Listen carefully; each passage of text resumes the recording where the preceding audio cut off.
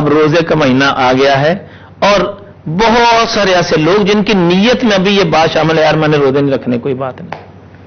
میں نے آپ سے گزارش کیا کہ قرآن پاک کی ایک آیت مبارکہ ہے، یا ایھا الذین آمنوا کتب علیکم الصیام کما کتب علی الذین من قبلکم لعلکم تتقون.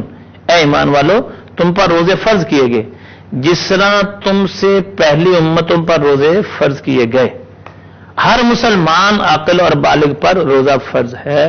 جو مریض نہیں، جسے کوئی شرعی عذر نہیں ہے، بغیر شرعی عذر کے روزہ نہیں چھوڑنا چاہیے. جن کی نیت میں یہ بات آ گیا، یار آگے رمضان آ گیا ہے، کچھ نہیں ہوتا، اور طرح طرح کی بیماریاں اپنے جسم میں بتانا شروع کر دیتے ہیں. اپنے بچوں کے سامنے بہانے بازیاں، اپنے گھر والوں کے سامنے بہانے بازیاں، میری طبیعت خراب ہو گئی، کسی جگہ پر ماں بہانے کرتی ہے، کسی جگہ پر باپ بہانے کر رہا ہے. کس کو بہانے کر کے سنا رہے ہیں؟ بچوں کو تو چلو سیٹسفائڈ کر لیں گے، بچے تو ہمارے سامنے نہیں بولیں گے، گھر والے بھی ہو سکتا ہے ہمارے سامنے نہیں بولیں گے، لیکن یاد رکھو اللہ تعالیٰ کی ذات بہتر جانتی ہے تم بیمار ہو یا نہیں ہو. اور اگر ہم بیمار نہیں ہیں اور ہم بیماری کا بہانہ بنا رہے ہیں، خدا نہ خواستہ خدا نہ خواستہ خدا نہ خواستہ اگر پھر جس بیماری کا ہم بہانہ بنا رہے ہیں وہی بیماری پھر اللہ کی طرف سے ہمیں لگ گئی تو پھر کیا ہوگا؟ پھر یاد رکھو، اللہ جسے بیمار کر دے تو اسے دنیا کی طاقت کوئی ٹھیک کر سکتی نہیں ہے. اب دیکھتے نہیں اب بے شمار لوگ 15 سال سے 20 سال سے بیڈوں پر پڑے ہوئے ہیں.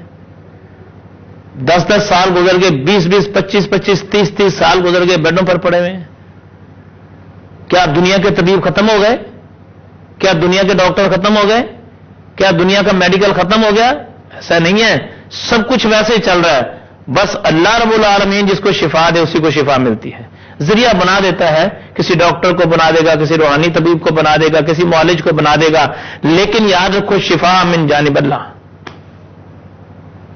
اور یہ جان بوجھ کر جھوٹ بول کر روزے کے چھوڑنے والے یاد رکھیں، اللہ کی طرف سے اگر بیماری آ گئی تو پھر جان نہیں چھوٹے گی، پھر بقیہ ساری زندگی کے روزے یاد رکھو بیماریوں میں گزریں گے. اس لیے میری تمام تر ناظرین سے گزارش ہے، خصوصاً بہنوں بیٹیوں سے میری گزارش ہے کہ روزہ فرض ہے، بغیر کسی شرعی عذر کے روزہ نہیں چھوڑنا چاہیے. روزہ رکھیں، اور روزہ رکھنے کا سب سے بڑا فائدہ یہ ہے کہ نفس کی مخالفت ہوتی ہے. روزہ رکھنے سے جسمانی بیماریاں دور ہوتی ہیں، نفس کی بندہ مخالفت سیکھتا ہے.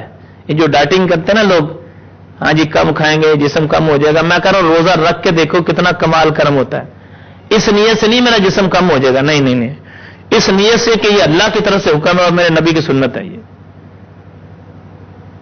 یہ ارادہ کر کے رکھیں کہ اللہ کی طرف سے حکم ہے اور میرے کریم آقا علیہ السلام کی سنت ہے. آپ لوگوں سے میں گزارش کرنا چاہوں گا، روزہ ہم سارے مسلمانوں پر فرض ہے. جو روزہ چھوڑنے کا ارادہ کرتے ہیں خدا را اس ارادے کو ترک کر دیں. یہ بہانے بازیاں، مجھے کام تھا، میں سو کے لیٹ اٹھا، میں دوائی کھا کے سوتا ہوں، میری آنکھ نہیں کھلتی، میں نے ایک دن میں دوائی کھانی ہوتی ہے، میں نے یہ کرنا ہوتا ہے، میں وہ کرنا ہوتا ہے. جو تو حقیقت میں بیمار ہیں، جیسے کوئی ایسی بیماری ہے کہ خدا خواستہ اگر میڈیسن وغیرہ نہ لی تو جان کا خطرہ ہے، وہ تو ایک شرعی عذر جہاں تک ہے اس کے لیے بھی حکم ہے کہ تم بعد میں روزہ رکھو جب تم ٹھیک ہو جاؤ. اور ایک اور بات بھی یاد رکھیں، آپ رمضان کا روزہ کوئی بندہ چھوڑ دے جان بوجھ کر، سارا سال بھی روزے رکھتا رہے پھر بھی اس روزے کے برابر ثواب نہیں ہوگا. سارا سال مسلسل روزے رکھے، رمضان کے ایک روزے کے برابر بھی اس کو ثواب نہیں ملے گا جو فرض روزہ ہے. تو آپ سے میری گزارش ہے کہ روزہ لازمی رکھیں. جن کی نیت میں تھوڑا ڈامڈول پن ہے نا کہ روزہ رکھیں یا نہ رکھیں، پوری دنیا کے لوگوں کو کہنا چاہ رہا ہوں، خدا را روزہ مسلمانوں پر فرض ہے، اور روزہ رکھنے سے نفس کی مخالفت ہوتی ہے، بیماریاں دور ہوتی ہیں. اور جو بندہ چاہتا ہے میری گناہوں سے جان چھوٹ جائے وہ روزہ رکھا کرے. جو چاہتا ہے میری گناہوں سے جان چھوٹ جائے بس وہ روزے رکھے. جو یہ چاہ رہا ہے کہ گناہوں سے میری جان چھوٹ جائے بس وہ روزہ رکھے. مخالفت نفس کرنے کا بہترین طریقہ، گناہوں سے جان چھوٹ جائے گی اگر روزہ رکھ لیں گے تو.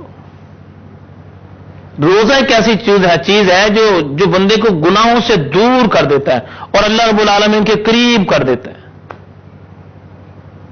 روزہ ایک ایسی چیز ہے جو انسان کو اللہ تبارک و تعالیٰ کا قرب عطا کر دیتا ہے، قرب الہی نصیب ہوتا ہے. روزہ نبی پاک علیہ الصلوۃ والسلام سے محبت، کریم آقا علیہ السلام کے قریب کرتا ہے، اللہ تعالیٰ کا قرب عطا کرتا ہے. کعبے میں تو جائیں گے تو عطا کرے گا نا، رمضان گھر آ کے عطا کرتا ہے. شہر رمضان الذی انزل فیہ القرآن. اسی رمضان کے اندر نزول قرآن ہوا. تو آپ لوگوں سے گزارش ہے کہ رمضان کے روزے رکھنے کا پکا ارادہ کریں، آج سے پختہ ارادہ کریں کہ ہم نے رمضان کا روزہ نہیں چھوڑنا. انشاءاللہ تراویح بھی پڑھنی ہے، 20 تراویح پڑھنی ہے، تراویح بھی پڑھنی ہے، روزہ بھی رکھنا ہے.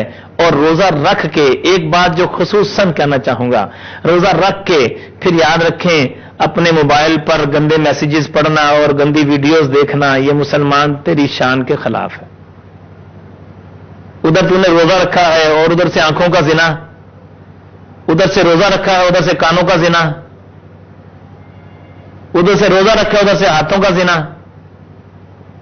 ایسی تصاویر، ایسی ویڈیوز اور ایسے کام جیسے اللہ تعالیٰ کی ناراضگی ہو، ایسے کام روزے کی حالت میں نہیں کرنے چاہیے. ویسے بھی نہیں کرنے چاہیے، لیکن روزہ رکھ کے تو خصوصاً ہمیں باز رہنا چاہیے. کوشش کرنی چاہیے کہ روزہ رکھ کے اللہ کا ذکر کریں، اپنی حلال روزی کے لیے جائیں، اپنی حلال روزی کمائیں. روزہ رکھ کے اپنی حلال روزی کمائیں. اور ایسے لوگ جو جان بوجھ کر روزہ چھوڑتے ہیں، میری ان سے مؤدبانہ گزارش ہے، بہنوں بیٹیوں سے خصوصاً، کہ جان بوجھ کر روزہ نہ چھوڑو. روزے سے اللہ تعالیٰ کا قرب نصیب ہوتا ہے، پریشانیاں، دکھ، تکلیفیں، مصیبتیں بھی دور ہوتی ہیں. اللہ کی طرف سے حکم ہے اور فرض ہے، یہ فرض ادا ہوتا ہے. اللہ تعالیٰ کی بارگاہ میں دعا کریں، اللہ تعالیٰ ہمیں عمل کرنے کی توفیق عطا فرمائے.